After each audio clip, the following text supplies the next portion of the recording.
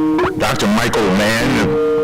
Dr. Mann is a distinguished professor of atmospheric science at Penn State University with joint appointments in the Department of Geosciences and the Earth and Environmental Systems Institute. He's also director of the Penn State Earth System Science Center. His research involves the use of theoretical models and observational data to better understand the Earth's climate system. Welcome. Thank you, Congressman Cummings and committee members. I'm honored to speak to you today about this critical issue, the issue of climate change and climate policy. My name is Michael Mann. I'm a distinguished professor of atmospheric science, director of the Earth System Science Center at Penn State. I spend my time teaching, advising students, doing scientific research, and engaging in efforts to inform the larger public discourse over human-caused climate change. But fundamentally, I'm a climate scientist and have spent much of my career with my head buried in climate model output and observational climate data, trying to tease out the signal of human-caused climate change. What is disconcerting to me and so many of my colleagues is that these tools that we've spent years developing increasingly are unnecessary, because we can see climate change, the impacts of climate change now playing out in real time on our television screens in the 24-hour news cycle. Regardless of how you measure the impacts of climate change, whether it be food, water, health, national security, our economy, climate change is already taking a great toll. And we see that toll in the damage done by more extreme floods, like the floods we've seen just over the past year in Texas and in South Carolina. We see it in the devastating combination of sea level rise and more destructive hurricanes, which has led to calamities like Superstorm Sandy and what is now the perennial flooding of Miami Beach. We see it in the unprecedented droughts, like that which continues to afflict California, a doubling of the area of wildfire, fire burning in the western U.S., and indeed in the record heat that we may very well see this weekend here in Phoenix, Arizona. The signal of climate change is no longer subtle. It is obvious.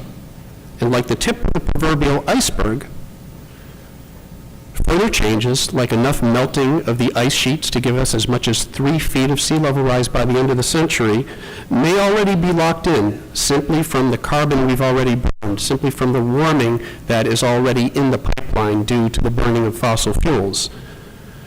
There are some tipping points in the climate system that we may have crossed, but there are likely many others that we have not yet crossed and we can still avoid.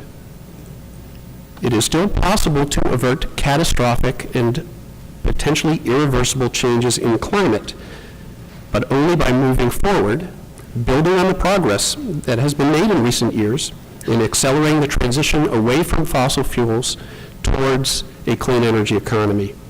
The stakes could not be greater in this next election. The future of our grandchildren, our children and grandchildren, literally hangs in the balance, nor could the contrast be any more stark. We have on the one hand a Republican Party whose standard bearer, Donald Trump, and a vast majority of their congressional representatives continue to deny that climate change even exists.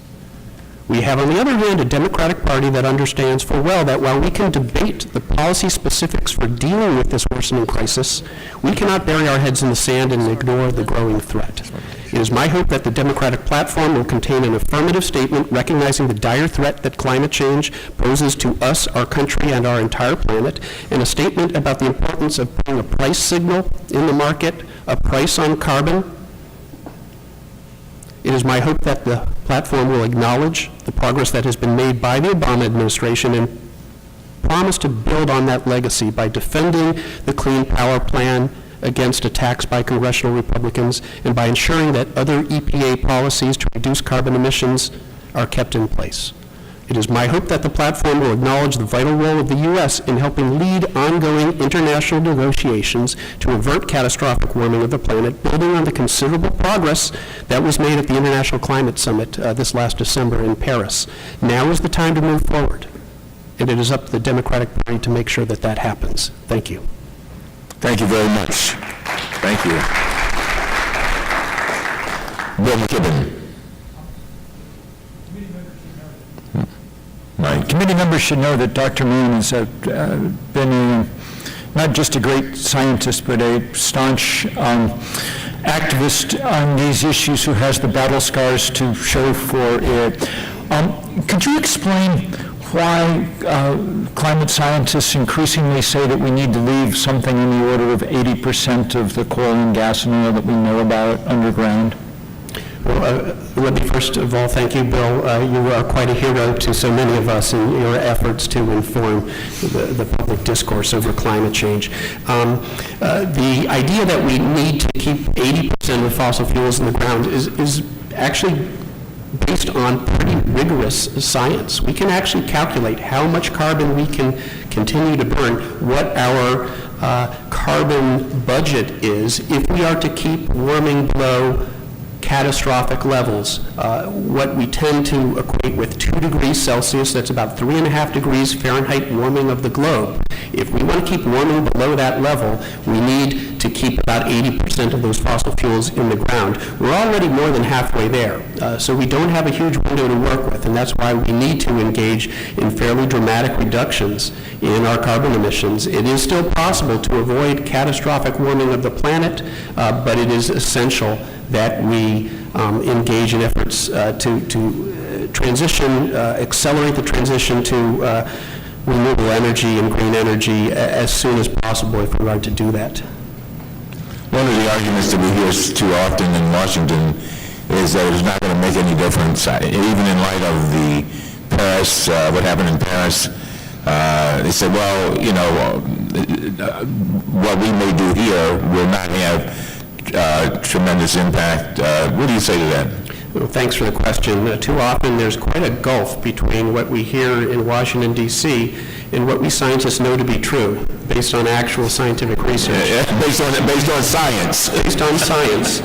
And if you look at the agreements that were reached in Paris, coming out of the Paris summit, those agreements from nearly 200 nations around the world to reduce carbon emissions are enough to get us from where we would have been heading towards 5 degrees Celsius, 9 degree Fahrenheit warming of the globe by the end of the century, halfway to where we need to be, to holding that warming below that dangerous 2 degree level. So there in that agreement, we actually made enough progress, as long as countries make good on their commitments, to get halfway to where we need to be. It's easy to see a road, a path, where we get all the way to where we need to be by building on that very important agreement. And indeed, it's part of the reason that this next election is so critical, because if we are to build on that agreement rather than move backwards, we obviously will need a president and a Congress that embraces the objective of avoiding dangerous climate change. Yes, Wendy Sherman, Ambassador Sherman. Just a very quick question. How important is American leadership to that purpose that you just named? American leadership could not be more important. We in this country have had the luxury of cheap access to dirty fossil fuels for 2 centuries. And who are we to tell the rest of the world that they too are not entitled to cheap, dirty energy if we don't have our own house in order? So I think we lend tremendous moral authority to this discussion, and that is why it is so important that we lead, not just engage in these negotiations, but continue to lead, as President Obama has done, and as hopefully our next president will do as well. This will be our last question, Mr. Gunnels. Thank you very much, and thank you very much for your testimony. Really, really appreciate it. I really appreciated in your testimony you're talking about a price on carbon. How important do you think a price on carbon is? How quickly do you think that we should enact it? And what will happen to our planet if we don't enact a price on carbon? Well, thanks for the question. Really, the only reason to achieve the sorts of reductions that we will need to avoid catastrophic warming of the planet is for there to be a price signal. We need a price on carbon. Unfortunately, over the past several years, we have been in an environment where we have a Congress that is in denial, Republican leadership that is in denial of climate change, and there has been an absence not only of leadership, but the possibility of comprehensive climate legislation to put a price signal on the burning of carbon. And in the absence of that, we have seen tremendous progress at the municipal level, the local level, here in Phoenix, as we heard earlier, and through executive actions, through the actions of the Obama administration. But if we are going to tackle this problem thoroughly, we will need to put a price on carbon. Ultimately, that will require a Congress that is willing not only to accept that climate change is real, but to act on it through comprehensive climate legislation. Thank you very much, and we really appreciate your passion.